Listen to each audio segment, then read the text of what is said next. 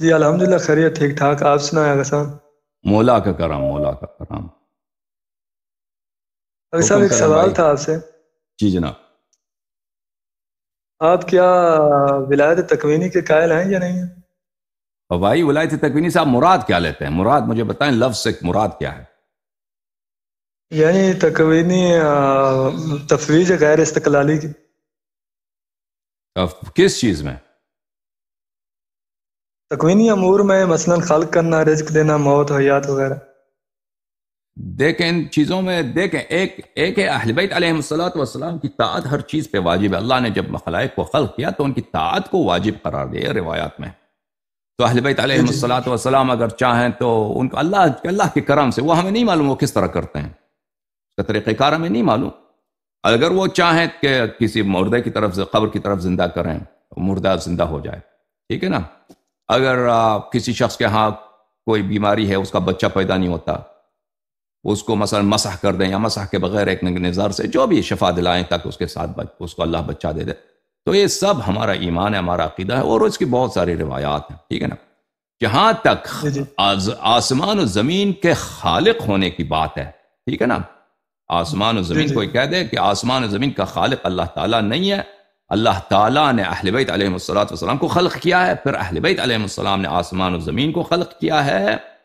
یہ کفر محض، یہ کفر ہے. یہ اہل بیت علیہ السلام نے ایسے شخص کے قائل کو صحیح متواتر احادیث میں لعنت کیا، ٹھیک ہے نا. اسی طرح رزق کے معاملے میں کہ کوئی کہہ دے کہ بلے اللہ تعالیٰ خود کسی کو رزق نہیں دیتا، اس نے یہ حوالہ کیا، تفویض کیا، جیسے آپ نے کہا تفویض غیر استقلالی، کہ اللہ تعالیٰ نے اس کو تفویض کیا، یہ ڈیوٹی سنبھالی ہے ائمہ علیہ السلام کو. آپ جس کو روزی دے دیں دے دیں، نہیں دینا نہیں دے دیں، یہ آپ کے ہاتھ میں ہے، جی اور میں آپ کی نگرانی کرتا ہوں، آپ میرے زیر نظر یہ کام کریں. تو اس کو بھی خود اہل بیت علیہ السلام نے متعدد صحیح روایات میں ایسے شخص کو بھلے بہت لعنت کی ہے، اس کو کافر نجس قرار کیا ہے. جہاں تک ولایت تکوینی کے اصطلاح کی بات ہے، دیکھیں ہمارے اصطلاحات شرعی ہونی چاہیے. ہم کفار جی کے اصطلاحات کو نہیں لانا، دین میں نہیں لانا ہم نے. ولایت جی تکوینی یہ اصطلاح صوفیہ کی ہے، یہ اہل بیت علیہ السلام کی اصطلاح نہیں ہے. احادیث میں کوئی چیز نہیں ملتی. تو آپ مجھ سے کیا پوچھیں نا کہ ولایت تکوینی آپ مانتے ہیں، تو میں آپ سے پوچھوں گا، میں اس جملے کو نہیں مانتا، اس کلمے کو نہیں مانتا کہ ولایت تکوینی. یہ اہل تصوف کا، صوفیوں کا اصطلاح ہے. ہمارے نزدیک اہل بیت علیہم السلام کی طاعت جبرائیل پہ واجب ہے، میکائیل پہ واجب ہے. اگر وہ کوئی حکم دیں تو وہ فلاں فلاں کام کر دو، یا مثلا کسی پہاڑ کو حکم دینا، ہمیں تو نہیں معلوم وہ کیسے کریں گے. اگر وہ چاہیں تو یہ کر سکتے ہیں. یا کسی مردے کو زندہ کر دیں، یا کسی جانور سے کہہ دیں کہ تو یہ کام کر، یا مثلا جیسے حضرت سلیمان علیہ السلام ہوا ان کی طاعت کرتی تھی نا، جو ہوا بادل ہے وہ طاعت کرتی تھی. یہ سب اہل بیت علیہ السلام کے پاس ہیں. لیکن اس کا مطلب یہ نہیں ہے کہ وہ زمین و آسمان کے وہ خالق ہیں، نہیں. انہوں نے خود ہمیں سکھایا ہے زمین و آسمان کے خالق اللہ تعالیٰ ہیں، اور جو رزق بھی ہے وہ بھی اللہ تعالیٰ رازق ہے. انہوں نے خود نفی کیا اہل بیت علیہ السلام کی یہ ہماری ڈیوٹی میں نہیں ہے کہ ہم خلائق کو رزق پہنچا دیں. اور بتاؤ.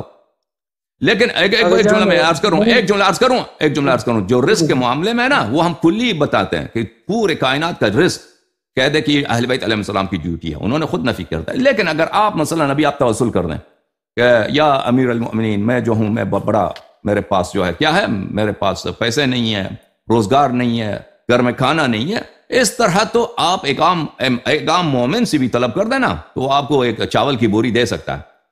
تو ہم نے جس چیز کی نفی کی ہے وہ کلی طور پر کہ جو غلات لعنہم اللہ کہتے تھے کہ سب اور خالق رازق اللہ نہیں ہے. خالق رازق اللہ نے یہ ڈیوٹی دیا اہل بیت علیہ السلام کو، پھر اہل بیت نے آگے چلانا ہے.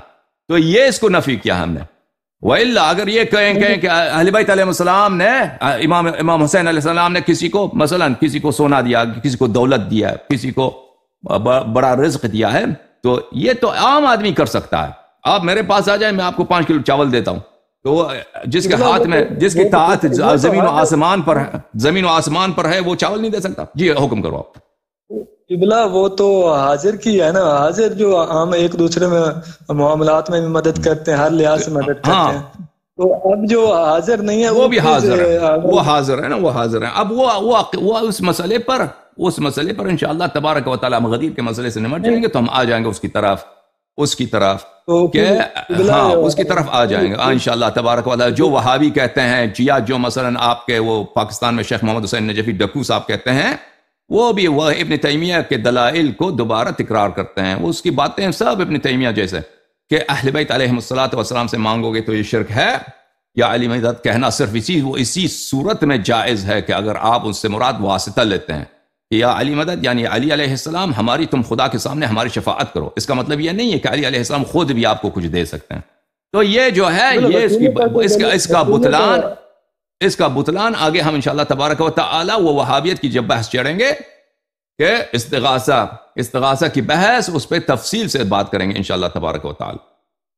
بلا جو ہے حاضر ناظر والا مسئلہ تو ناج بلاغہ میں تو مولا کا کلام ہے، واضح ہے کہ جس میں مولا نے نفی کیا کہ اللہ کے علاوہ کوئی انشاءاللہ اس آپ دیکھیں گے قل اعملوا فسيرى الله عملكم ورسوله والمؤمنون انا ارسلناك شاهدا ومبشرا ونذيرا. تو وہ انشاءاللہ تبارک و تعالی آ جائے گا اس کی بحث، اس آ جائے گا. ابھی اس کے دیکھیں، ابھی جب میں اپنا نقطہ نظر نا ابھی مثلا آپ نے کہا وضو کے متعلق میں نے بہت جلدی سے وہ باتیں کی. یہ باتیں دو کنورسیشن میں حل نہیں ہو سکتا. یہ باتیں 1-2 منٹ میں آپ کو کہہ دوں اور آپ کو تسلی دوں، قرآت دوں، آپ کے ذہن میں جو شکوک ہیں اس کو دور کروں، یہ اس میں نہیں ہو سکتا. آپ مجھے اجازت دیں کہ اس میں آئندہ جا کر تفصیل سے جب میں آپ کے پاس سامنے دلائل پیش کروں گا تو پھر آپ کو پتہ چلے گا. بلا ایک منٹ، ہیلو وہ حاضر ناظر جب مولا نے خود فرما دی حضر اور سفر میں اللہ کے علاوہ کوئی یعنی یکتا نہیں کر سکتا حضر اور سفر کو، تو ہم اب اس کا رد آئے گا بھائی. تو مجھے اس کتاب کا جو تم نام میں نہاج البلاغہ، منہاج کا مجھے پتہ ہی نہیں کوئی ایسی کتاب بھی ہے. ہاں نہج البلاغہ. اب انشاءاللہ اس کے سب کا جواب دیکھیں بھائی اس کی ابھی میں نے نفی کی ہے، وہ حاضر ناظر والی ہے تو اس پر دلالت بھی نہیں کرتی. انشاءاللہ ہمارے پاس دلائل بہت ہیں کہ اہل بیت علیہم الصلوۃ والسلام سے آسمان کے اخبار بھی، زمین تو دور کی بات ہے، آسمان کی خبر بھی ہم سے نہیں چھپتی. آسمان میں اللہ بتا دے مطلع کر دے تو الگ معاملہ ہوتا ہے، مسئلہ نہیں چھپتی ان سے. جو بھی اطلاع دیتا ہے نا اللہ اطلاع دے، ان سے نہیں چھپتی، ان سے مخفی نہیں ہے، ان سے پوشیدہ نہیں ہے آسمان کے احوال. کمرے دیوار کے باہر کوئی ہے، اب وہ اللہ اطلاع دیتا ہے، جو بھی وہ دیکھتے ہیں. وہ بہت سارے روایت میں اللہ تعالیٰ امام علیہ الصلوۃ والسلام نور کا ایک ستون ہوتا ہے ان کی آنکھوں کے سامنے، اس میں سب اعمال خلائق دیکھتے ہیں. یہ کم حدیث نہیں ہے. اب یہ باتیں تفصیل کی ہیں بھائی، تفصیل کی ہیں، آپ کو پتہ ہی نہیں ہے. آپ 2 وہابی مولویوں کے سامنے بیٹھے ہیں، شیعہ نما وہابی مولویوں کے لیے، انہوں نے آپ کے ذہن میں شکوک و شبہات ڈال دیا نا. میں نے آپ سے عرض کیا کہ آپ صبر کریں، ان باتوں کو آپ سیکھ لیں. میرے سے مناظرہ کرنے سے، میرے سے مجادلہ کرنے سے آپ کو کچھ نہیں ملتا. میری باتیں سننے سے آپ کو بہت کچھ ملے گا. مجھ سے سیکھیں آپ. جب میں نے کہا صبر کریں تو صبر کریں بھائی.